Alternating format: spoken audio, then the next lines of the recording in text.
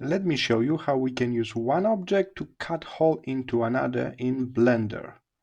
So here I am, I'm going to cut the hole in that blue object using the red one. So select the first object, the blue one in my case, and we need to add a modifier. So little wrench, add a modifier. It should be in generate section. There's a Boolean modifier we can attach. Perfect. And now using this object picker, we pick another object, that red cube in my case. Seems like nothing happened, but if you switch the visibility of that red cube here, you will notice that we got a hole through.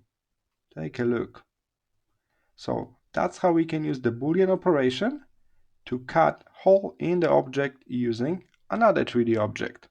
It's really intuitive method. I hope this was helpful. See you in the next one.